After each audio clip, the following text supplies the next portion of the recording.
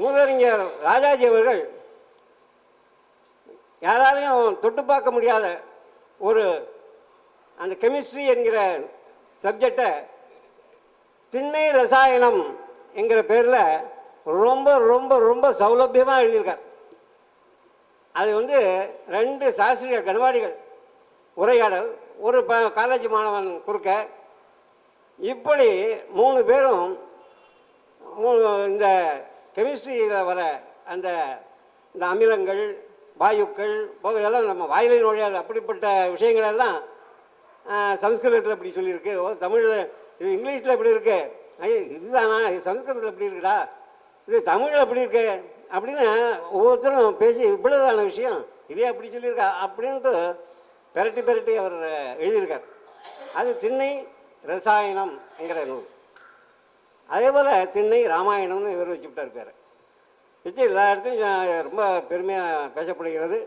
அடுத்தாப்பில் மடிப்பாக்கத்தில் கூட இவருடைய திண்ணை ராமாயணம் ஐயப்பன் கோயிலில் ஏற்பாடாகிருக்கு. அதனால் அப்படி ஒரு சின்ன அதாவது இவர் எடுத்துக்கொண்ட சப்ஜெக்டு, எடுத்துக்கொண்ட விதம், அதன் மூலமாக குழந்தைகளுக்கு தெரிவிக்கக்கூடிய காரியங்கள் என்னென்ன உண்டுங்க சின்ன சிம்பிளாக சொல்கிறார். இந்த ராமாயணம் இன்றைக்கி வந்து சீதா கல்யாணம். சாதாரணமாக ராமாயணம் உபன்யாசம்னா 10 நாள் உண்டோ இல்லையோ, 10 நாள் தான். அதுக்கு வந்து இருக்க வரமாட்டேன், உபன்யாசம் பண்ணுறவாளும் வரமாட்டேன். 10 நாள் தான். சரி இப்போ ஒழிஞ்சு போட்டு 9 நாள் நவாகமாக சொல்கிறோம் அப்படின்பா. ஆனால் இவர் வந்து 4 நாள். இன்றைக்கி சீதா கல்யாணம் அந்த அவளுடைய இது ப்ரோக்ராம் பிரகாரம் 4வது நாள் தான் இருக்கும், அல்லது ரொம்ப கடுமையாக போனால் 3 நாள். அதுக்கு முன்னாடி முடிக்கவே மாட்டாள்.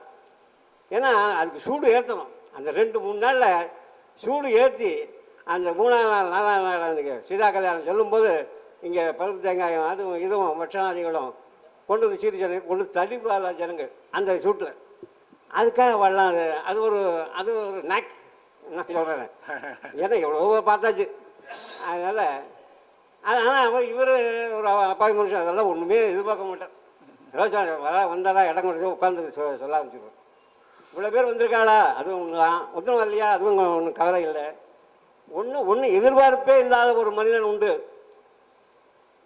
ரேட்டு பேசாத ஒரு மனிதன் உண்டுன்னா இவர் ஒருத்தர் தான் சார். நான் சொல்கிறேன் சார்,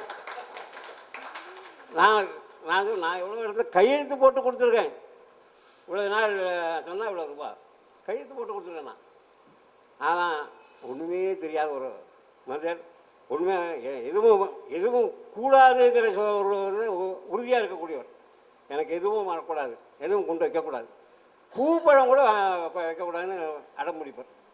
அப்படிப்பட்ட ஒரு ஆத்மா அவர் வந்து இன்றைக்கி இங்கே உபன்யாசம் பண்ணுறாருன்னா நம்மளாம் கேட்கணுன்னா நாம் எல்லாம் பண்ண பாக்கியம். அது இவருடைய திண்ணை ராமாயணம் கேட்கக்கூடிய ஒரு பாக்கியத்தை நாம் பெற்றிருக்கிறோம். இப்படிப்பட்ட பாக்கியத்தை நமக்கு அளித்த அந்த பரமேஸ்வரனுக்கு, அந்த அம்பாளுக்கும் நாம் எல்லோரும் கடமைப்பட்டிருக்கிறோம். கிரணூரார் அவர்களுடைய இந்த அற்புத பணி தொடர வேண்டும்.